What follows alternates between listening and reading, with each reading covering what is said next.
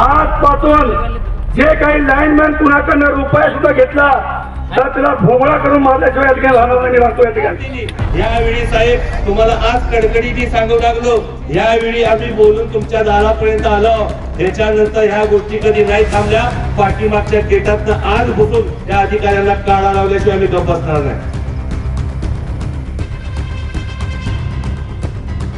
नवीन घरकुल येथील MSEB कार्यालयावर भव्य मोर्चा, पैशाची मागणी करणाऱ्यांना भोंगडा करून मारणार युसुफ मेजर।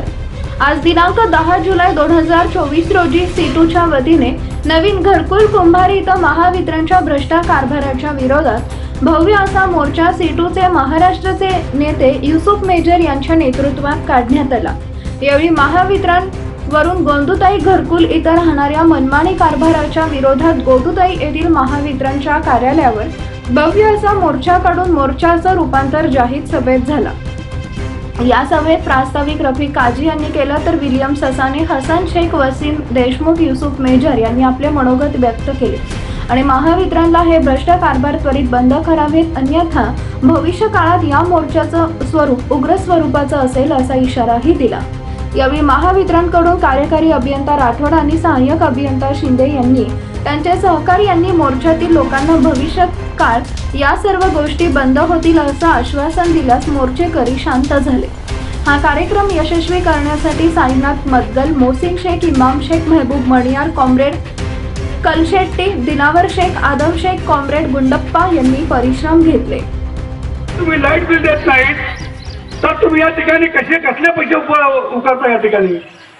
त्या कामगाराला खर्च करून रात्रभर 12 वाजून बसून ती माझी बहीण विळावरती कामगाराला त्या दुकानात असतात, त्याला रात्री झोप येत नाही, असल्या परिस्थितीमध्ये तो माझी बहीण कष्ट करून तो लाईटचा बिल भरते आणि अधिकाऱ्याला करत नाही। याच्या संबंधी अनेक वेळा अधिकारी सांगितलं की तुमचा जो इथला स्टॉप आहे तो स्टाफ ताबडतोब या ठिकाणी बदलला पाहिजे।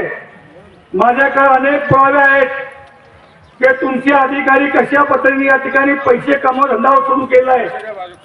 लेखी तक्रार केली आहे, तुम्हाला तोंडी सांगितलेलं आहे। आजपासून जे काही लाईनमॅन कुणाकडनं रुपया सुद्धा घेतला तर त्याला भोंगळा करून मारल्याशिवाय या ठिकाणी राहणार नाही लागतो या ठिकाणी। तुम्हाला काय वाटलं या ठिकाणी? आम्ही या ठिकाणी वळता तुमच्या समोर येऊन या पुढच्या आता 18 वर्ष चालू होत आहे, 17 वर्षापासून फक्त कची लाईट का जाती? कुणाचं षडयंत्र आहे ते, कुठला फॉल्ट आहे जे आपल्याला भेटत नाही? 6 वेळा एक दिवसामध्ये 6 वेळा लाईट जाण्याचं कारण काय? कुठल्या हिशोबाने बंद होते?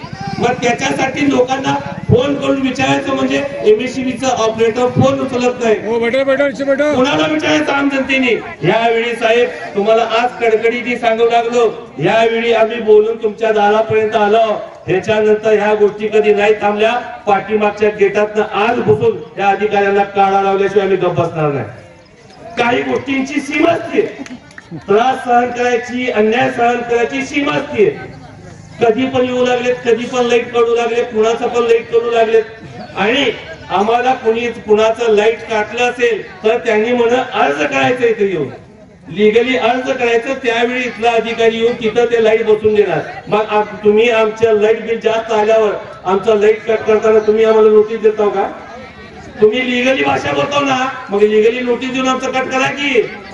आणि ही झाली पहिली वेळ। त्याच्यानंतर असं काही आलं, माझी विनंती आहे साहेबांना, कन्झ्युमर कोर्टामध्ये 2000 केसेस दाखल करायच्या सर्वांच्या विरोधात लढू आपण। मग बघू हे कुणाला किती भूदंड बसते, कुठले अधिकारी, कुठले वायरमॅन किती पैसे घेऊ लागलेत, कसं घेऊ लागले, ह्या सर्व गोष्टी नाही। बिल मत बोला करो, औरता बैठले सामने बैठो, मत बोला करो, अम्मा बसा त्याच्या दारामध्ये बसा।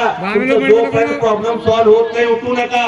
दादागिरी अन्याय वाढलेला आहे, तुमच्या हक्काचे पैसे चोराच्या हिशोबाने लुटून घेऊन जाऊ लागलेत। एवढं बोलून माझे 2 शब्द संपवतो। बंद रस्त्याला फोटो काढायचं आणि बिल यायचं 200 युनिट 300 युनिट, घरामध्ये काही नसतं ना। इथले शिंदे साहेब असेल, ते अधिकारी असेल, त्यांना आमची विनंती आहे की हा फोटो काढणारा तुम्ही ताबडतोब बदलून काढा। जे बिल असेल त्या युनिट मध्ये असेल ते आम्ही भरायला तयार आहे। आपण CIBच्या मार्फत हा जो मोर्चा महावितरण कार्यालयावर काढलेला आहे, अशाच प्रकारचा मोर्चा आज सोलापूरमध्ये 6 ठिकाणी निघालेला आहे. आणि आपण सर्वजण या ठिकाणी आलेले व येत असलेले सर्व भगिनी बंधू एवढ्याकरिता आज एमएससीबी ऑफिसला आपण आलेलो आहोत की